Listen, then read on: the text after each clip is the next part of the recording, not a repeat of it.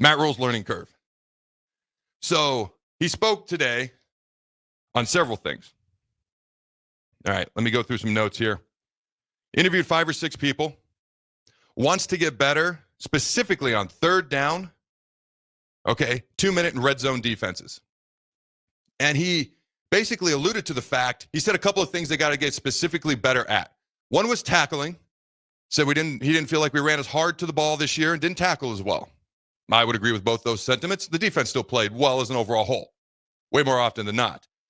But as far as things, when you compare him this year to last year, I would agree with that. We definitely did not tackle as well in space. I thought we tackled incredibly well in 2023, especially after 8 or 9 years of not doing so much. That to the degree we would have liked to. It was much, much better in 2023. This year was not like bad. It wasn't bad tackling like we had seen in the past at times. It just was not as good as a year ago. And the pursuit to the ball was not the same. And it's funny, pursuit to the ball, more hats to the ball, sometimes equates to better tackling. Tackling a guy with talent and wide open space one-on-one is hard. But all of a sudden, if you miss and you got 2 or 3 of your buddies coming, all of a sudden the tackling doesn't appear to be as bad because maybe he only gets 1 or 2 yards after you miss, or maybe you get him down. But getting as many hats to the ball as you can, relentless effort in gang tackling and being good at tackling go hand in hand. So does just getting a guy down one-on-one. But the other thing he talked about was he feels that, like, and he referenced Iowa specifically. Iowa's not a great passing team. They're a running team. Nebraska played well against them defensively. But he talked about, when you look at some of the teams across this league, at some point we're going to play Oregon. I know not next year, but you look at some of these other teams. Washington, they can sling the rock. At some point we're going to play them boys from Seattle. All right, you look at USC, you look at UCLA. They came in here not throwing the ball well, and they threw the ball all over the yard. They converted their first 7 third downs. One of them was a 53-yard run by the quarterback. The other 6 were all passes. 6 for 6, their first 6 third downs, throwing the ball. And then the 7th, somewhere in that mix, I forget the exact order, was a 53-yard run by the quarterback. And Rhule talked about, and you think back to some games. We beat Rutgers. We got lucky there was a drop touchdown in the guy's hands in the second half. He just dropped it. Beat him 14-7. You think back to the second half of Illinois. There was some confusion. And I know John Butler was the DC. So I'm going to address that in a second. But more complex coverages, okay? So it's a little bit harder for the quarterback to see what's going on. I was truly surprised when UCLA's quarterback came in the way he did and had the success he did because he hadn't had that all year. That was surprising to me. Okay, so he wants more complex coverages and, dare I say, more coverages that they ran kind of in the NFL. And Phil Snow was the one that kind of brought it up to him. When Phil Snow was his D coordinator at Temple, they played really good defense. At Baylor, they had the number 1 defense in the Big 12 their last year there. At Carolina, everyone just assumes it went awful for Phil Snow there. Their offense was awful. Their team was bad. The defense, at one point, was number 1 in the NFL, and at the end of one of their seasons, finished number 2 in the NFL in total defense. So there's things they've done defensively that have worked in the past, and he wants to start incorporate more of that into the mix and into Nebraska's defense going forward. The learning curve is, are you going to do too much? Because we did too much on offense last year, which is why Dana had to simplify. What are you going to take out? What are you going to put in? What's going to work? What's complex? What's just overload? What becomes less is more? What becomes more is more? What becomes the best? There's a learning curve. There's a learning curve with the transfer portal, with NIL, with roster management. Revenue sharing is coming in just a few months, ladies and gentlemen. Has Matt Rhule learned? He still wants to build through high school, but he's going to be more aggressive in the portal. He talked about there's colleges out there who've offered guys at Nebraska, and he's spoken with the head coaches, and they didn't even watch film of the guy. They got scouting departments doing that. By the way, that's how the NFL works, if you're wondering. College games more and more and more and more like NFL. Every single day. By the way, I can't wait to see what Bill Belichick does at North Carolina. I mean, that may be the greatest football coach in the history of the NFL. I'd say him or Vince Lombardi. And I know Tom Brady, topic for another day. We can dedicate an entire show in the offseason to that topic if you'd like. But is he going to be a good college football coach? Because it is different. The college game is more like the NFL than it's ever been, but they don't have guys who can go into free agency twice a year, every single year. It's insane. And Bill Belichick, I know from the pre-draft process and when I spent time with the Patriots in meetings with Belichick, he likes to have control. And he gave the president of North Carolina during their meeting the other day a 400-page, I don't know what you call it, but this is what I'd like. And it was 400 pages. Like, that's what he's used to. How's he going to relate to college kids and coming and going and not being able to control that? Nobody's a better football coach than Bill Belichick. But is he a good college football coach? I can't wait to see how that unfolds. But back to the topic at hand. Matt Rhule. He's going to do everything he can. Will he learn quickly enough, make changes effectively enough to get the appropriate amount of wins going forward? 5's not the goal. 6 ain't the goal. I talked to somebody the other day, and they're like, nope, 7 ain't the goal. If we're talking improvement, 7 would be okay next year. We've heard the word leap. Leap or jump. I think it was jump. One of those words. I mean the same thing to me. Multiple times out of Matt Rhule's mouth now, already in December. Year 3, jump, leap, whatever the heck he said. They mean the same thing. So that's at least. What does jump mean to you? Does that mean 1 game, 2 games, 4 games? How many more games does he have to win to equal a jump and or leap in year 3, Jake? I would say 3. It's at least 2 in my mind. Yeah. At least. If I'm being honest, 3 is what I think of. But it's like a minimum of 2, knowing that we want Matt Rhule to work out here and him to be the guy. Ask the text line. Let me know. What's your definition of a year 3 jump? Is it leap or jump? Does it freaking matter? No. Okay. I'm going to say jump. What does a year 3 jump mean to you? It's not 1 game. Okay. Anybody, don't go to like 11 or 12 wins. That would be a gargantuan jump, which would be phenomenal. It can be done. Look at Indiana, etc. Not saying we're going to do it or we have to do it, but what's a leap or jump mean to you? To me, it's at least 2 games. And I think I'm actually with Jake 3. That's 9 wins right there, ladies and gentlemen. All right. John Butler. Players like John Butler. So I already referenced a guy who's in the portal. I'll give you a hint. He came in here and he was interviewed one day. That's the hint. Okay. Live in the studio. That said he loves John Butler. There are players who've gone to Rhule and said, we'd love for Butler to be the next DC. And another thing I found interesting, there aren't many secondary guys in the portal. There's only 1 guy from Nebraska's secondary in the portal. I thought that was interesting. Does that mean something? Maybe. Does it? Maybe not. I think if he wasn't liked by his own position group, I think there'd be more than 1 guy in the portal. Now, Rhule did say they're going to hire a true secondaries coach. So John Butler will not be in charge specifically of the secondary going forward. Sometimes you see a coordinator in charge of the linebackers or the secondary or whatever the case may be. It's usually not guys that coach the D-line. Why is that? I feel like I should be offended at that, but I'm not really sure what it means.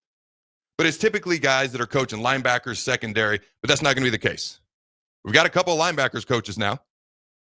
He's going to hire a secondaries coach. He said they're interviewing guys the next couple of days. Players like John Butler. You look at last year, was it a tough situation for John Butler to come in July, run a 3-3-5, learn the guys? And when you listen to Butler, he talked about, it's not like he hasn't coached in college. He coached for 20 years, but he's been in the NFL for 10 years. And sometimes you get used to things. You need to be reminded or just reintroduced to this world that is college freaking football, because it is nothing like it was 10 years ago. I will never forget playing that NCAA college football video game, and I've mentioned this on this show. 6'6", 295-pound guy, looks like Ivan Drago from Kennewick, Washington, wearing number 9, but I was supposed to pretend that guy wasn't me. And because it wasn't me, that's why I wasn't getting paid. And if I got paid, I was going to be in serious trouble. Now we got quarterbacks flipping schools for $10.5 million, reportedly.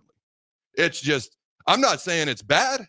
I don't know that I'm the biggest fan of it, but it is the world that we live in. So whether we like it or not, it just is what it is. And Matt Rhule has clearly embraced it. He has the right attitude. He has a positive attitude. He clearly, whether he's actually enjoyed December or not, and the way he expressed it, man, I'll tell you what, I'll take him at his word. He is confident, and he has embraced what college football is. He said several times, whether we like it or not, over his press conferences throughout the past year or 2 years since he got here, it is what it is. So, all right. Trying to think of anything else on John Butler. When it comes to X's and O's, when it comes to scheme, I have no doubt he's as good of an option as we've had out of anybody Matt Rhule hired. And he's had a year to get reacquainted with college kids and learn the new college football. Because he talked about in the NFL, I played with guys like Leonard Little was like 35. Leroy Glover was 36. These are some anomalies. London Fletcher was 38. So these are some anomalies. You got 23-year-olds in there. But this is their job. These are grown men. This is how they put food on the table for their families. When this is done, football for them, a lot of them have no idea what they're going to do next. It's all they've ever known, all they ever dreamed about, and this is their job. College kids, it's becoming their job, but it's not the same just yet. Most of them don't have families, kids. They haven't really even thought about what the future holds other than I want to play in the NFL, and that's okay. I had no idea what I was going to do until I was 31, and I stumbled across this thing that turned out to be the Carriker Chronicles. My point is simply this. He talked about when I would tell somebody in the NFL to do something, they'd pretty much do it or they were gone. He's like, when you come back to college, those kids haven't done this. This isn't their job. They haven't done this for as many years as guys in the NFL. No matter how tenured they may or may not be, whether they're 26, 27 in the NFL, 34, 35. And if you aren't doing it, you're just gone. So you don't get the chance to be there that long. So the guys he's used to coaching had done it. Guys in college have not had the reps. And so that was a little bit of an adjustment for him. Obviously, he came in July. I still think what Dana Holgorsen did within 2 weeks of being here, being the OC, because he wasn't the OC the bye week. So 2 weeks later, what we saw against Wisconsin, a good defense, not a great team, is one of the most impressive things I've ever seen. I keep wanting to compare that to Butler and the secondary. It's apples to oranges a little bit. It's still fruit to me. You can put it all in the same fruit basket if you want. Or you can pull it out and say one's apples, one oranges, it's an orange, however you want to look at it. My point is this. I still wish the secondary would have played better. It does say something that people haven't entered the portal from the secondary. It does say something that players advocated for him, and players who are gone, I know for a fact, at least one of them that I've spoken to, loves him. So I can't help but wonder if he's good at X's and O's. He's kind of gotten reacquainted to college football. Had the number one pass defense in the NFL at Buffalo, which meant a lot to Matt Rhule because he thinks the pass, like red zone, third downs, it's defending the pass against the majority of the teams that are going to be like ranked teams. And if you're trying to get in the college football playoff, every single one of those teams is a top 30 quarterback in the country, which means they can throw the ball. You got to be able to stop the opposing team's air raid or pass game, so to speak. I don't doubt John Butler's ability to game plan. I don't doubt his ability in X's and O's and scheming and things of that nature. The question is, how quickly can he adjust to the college game? He's had a year now. The 3-3-5 isn't where he's made his bread and butter, and I know it's more of a hybrid defense, but that's what a 3-3-5 is really just a hybrid defense. They just put the numbers 3-3-5 with it. How familiar is he with it now? How quickly can he adjust to the college game as far as the players, coaching them? He seems to have related to the players well. So for me, I can't help but wonder. Husker fans are passionate, and I love it. Husker fans have been, so many years of frustration, and it's led to, honestly, justifiable impatience. I'm not advocating for impatience. I advocate for patience. But if you feel a level of frustration, which creates a certain level of reasonable impatience, I get it, okay? But here's my thought. I feel really good about Holgorsen as our OC. I feel really good about certain things with Matt Rhule and other things I'm in wait-and-see mode. When it comes to John Butler, it's kind of similar, but I can't help but wonder. Terry Braden, Phil Snow coming in, John Butler. Is this are they maybe sneaky better hires than we realize due to pent-up frustration over the years? I don't know. But the more I learn, and it has more to do with the players and how they feel about Butler, the better I feel about it.